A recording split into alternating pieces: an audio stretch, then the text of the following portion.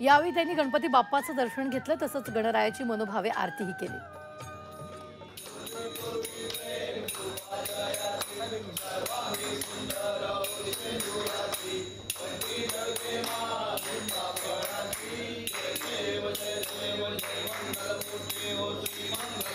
झी24 तासच्या कार्यालयामध्ये बाप्पा विराजमान झालेला आहे आणि बाप्पाचं आज दर्शन घेतलेलं आहे रोहिव मंत्री भरत गोगावले यांनी।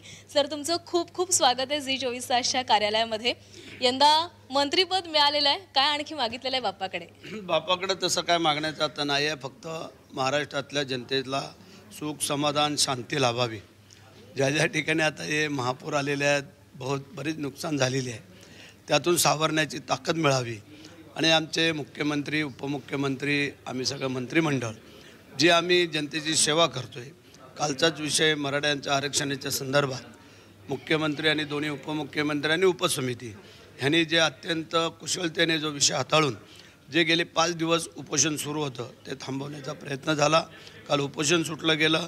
संपूर्ण मुंबई जी काय गजबजलेली होती ती काल 1 तासामध्ये खाली झाली। प्रश्न तो म्हणजे रायगडच्या पालकमंत्री पदाचा, त्या संदर्भात बाप्पाकडे काही साकडं केलंय का? कारण ते कधी मिळणार आहे? बाप्पाकडे साकडं आम्ही करण्याच्या अगोदर आमचे कार्यकर्ते पदाधिकारी गोरगरीब जनता ह्यांनीच केलेलं आहे आणि त्याला काळजी असेल तर तो करल।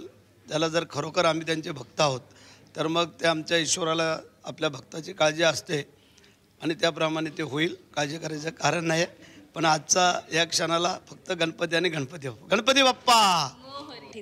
मुंबई गोवा महामार्ग कधी होणार वाट पाहताय सगळे? नाही, मुंबई गोवा महामार्ग तसं जर आज पाहायला गेलं तर फक्त 2 बायपास माझ्या इथे राहिलेले आहेत, एक इंदापूर आणि एक माणगाव। तर हे दोन्ही बायपास मंजुरी मिळालेली आहे। मागच्या वेळेला एकनाथ शिंदे साहेब आले होते, त्यांनी पाहणी केल्यानंतर तात्काळ त्याला मान्यता दिली, त्याची आता ऑर्डर पण निघालेली आहे।